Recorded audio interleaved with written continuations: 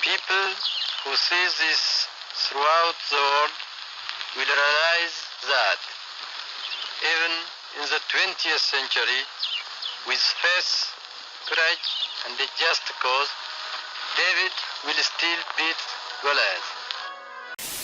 Hello fam, welcome back to my channel. For those of you who are new, I am Wongel Zelalem, and today we are talking about Haile Selassie. He was the emperor of Ethiopia from 1930 to 1974, and he was also the last emperor of Ethiopia. So today we'll try to cover Haile Selassie a little bit, from when he was born to when he came into power to how he founded the Organization of African Unity, along with his African brothers, of course, to him fighting for the black race, to his most famous speech, to what he has accomplished during his reign in Ethiopia, to being regarded as a messiah by the Rastafaris, and finally to his death. So we'll try to cover everything, but like in doses, you know. We don't want to make this video long, and it's gonna be short, a few minutes hopefully, by the time I'm done with it. So let's start.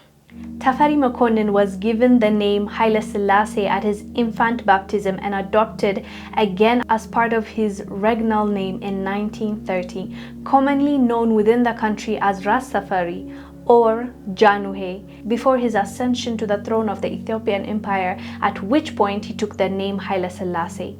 Tafari Makonnen was born July 23, 1892, to father Makonnen Welde Mikael and mother Yeshimabet Ali.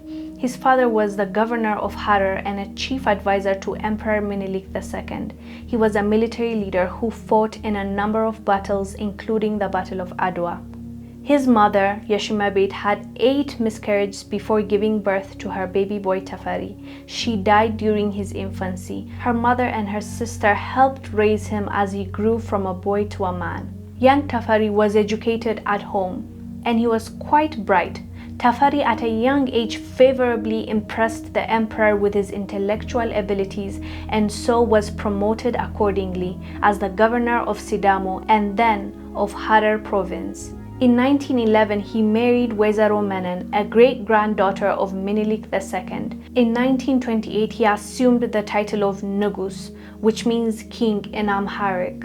2 years later, when Zewditu died, who was the daughter of the king Menelik II, he was crowned emperor on November 2nd, 1930, and took the name of Haile Selassie, which means Might of the Trinity. Haile Selassie, unlike many Ethiopian leaders before him, enjoyed a long reign period of 44 years, and in that long period, he managed to chart history by his many contributions. Together with some of his African country brothers, founded the Organization of African Unity, which is also known as OAU, in which he was chosen, and he served as its 1st and 5th chairperson, and whose key aims were to encourage political and economic integration among member states and to eradicate colonialism and neo-colonialism from the African continent. Although the OAU has its criticism, its accomplishments and progress cannot be ignored.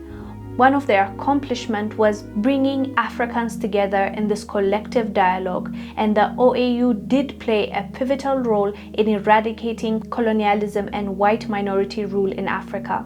It gave weapons, trainings, and military bases to rebel groups fighting white minority and colonial rule. Groups such as the ANC and PAC fighting apartheid in South Africa, and ZANU and ZAPU fighting to topple the government of Rhodesia were aided in their endeavors by the OAU. The OAU also set up the African Development Bank for economic projects. Emperor Haile Selassie's internationalist view led to Ethiopia becoming a charter member of the United Nations. He was also the first foreign dignitary invited to Kenya during their Jamhuri's Day celebration in 1964, celebrating Kenya's independence from colonialism. He was invited by Jomo Kenyatta. Under him, Ethiopia was a part of the non-aligned movement at a time of a great division in the world into 2 blocks, capitalist and communist.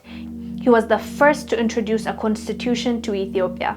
He entered his country to the League of Nations, the only African country to join.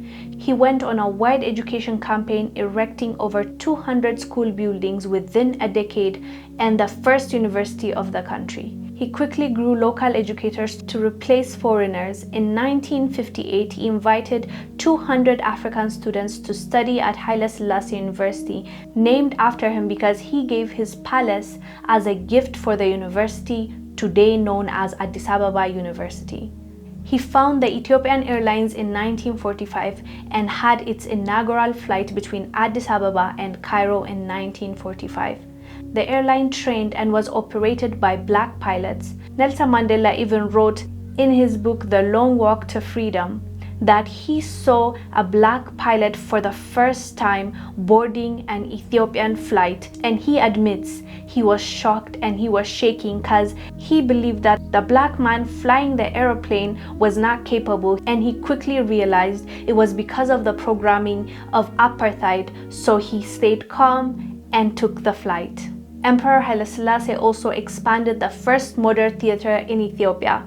It was established to motivate patriots and the general public for the Second Italo-Ethiopian War.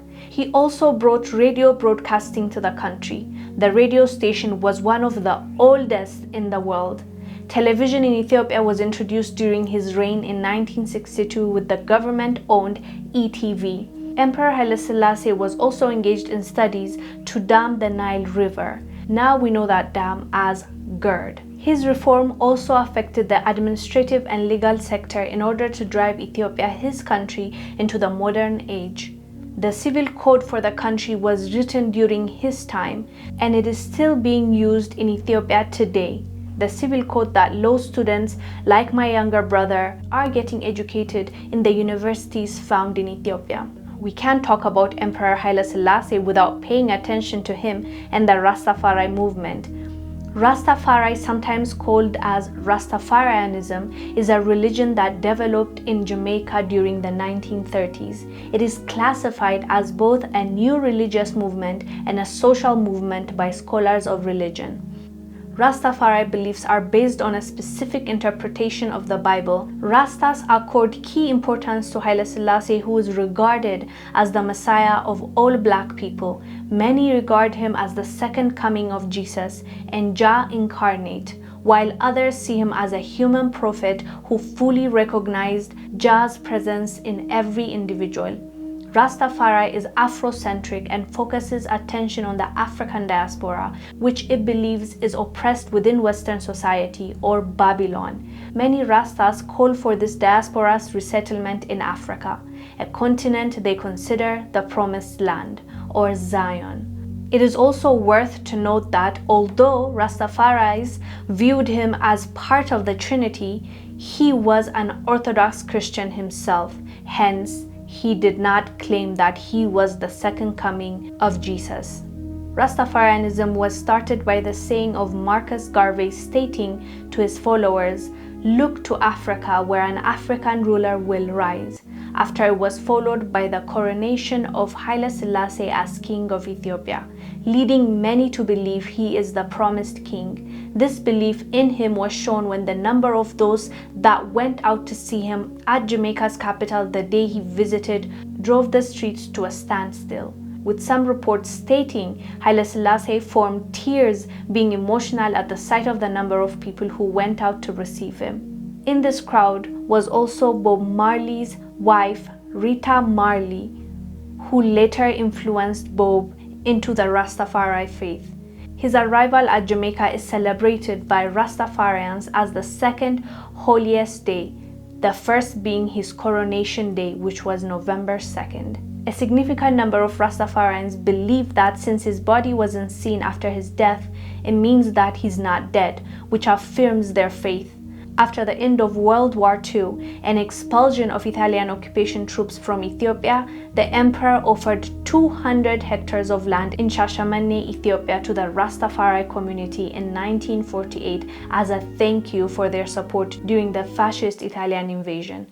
The emperor survived a coup d'etat attempt by his palace soldiers and the capital's police force only to at a later date be removed from power by a communist revolution. The Derg, aka the Communists, a committee of low-ranking military officers and enlisted men set up in June to investigate the military's demands, took advantage of the government's disarray and the growing discontent of the people to depose the 82-year-old Haile Selassie. On 12 September, the Derg announced the end of the Solomonic dynasty.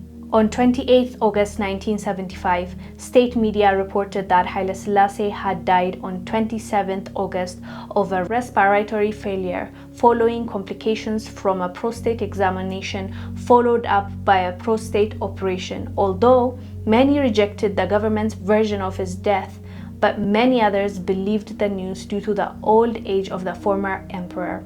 After the fall of the communists in 1994, an Ethiopian court found several former military officers guilty of strangling the emperor in his bed in 1975. In 1992, Haile Selassie's bones were found under the palace grounds. Haile Selassie's coffin rested in Bahata Church for nearly a decade. On the 5th of November 2000, the Ethiopian Orthodox Church gave him a funeral in Addis Ababa Trinity Cathedral.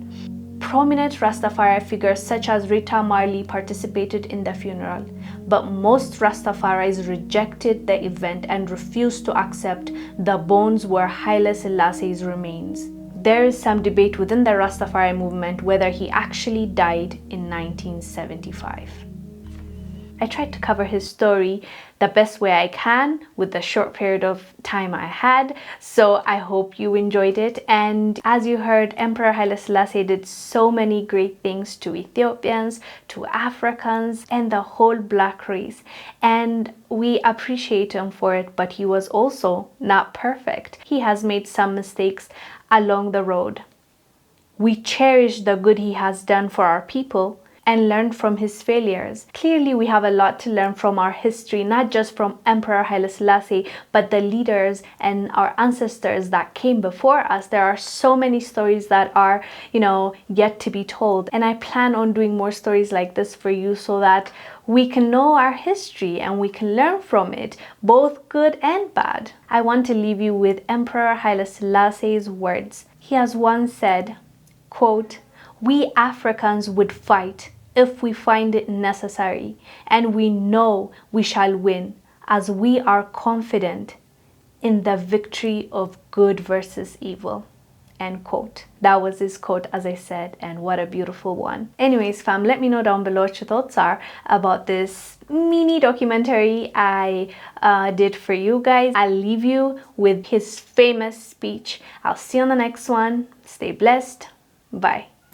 That until the philosophy which owes one race superior and another inferior is finally and permanently discredited and abandoned. That until they are no longer first class and second class citizens of any nation. That until the color of a man's skin is of no more significance than the color of his eyes. That until the basic human rights are equally guaranteed to all without regard to race. That until that day, the dream of lasting peace and world citizenship and the rule of international morality will remain but a fleeting illusion to be pursued but never attained.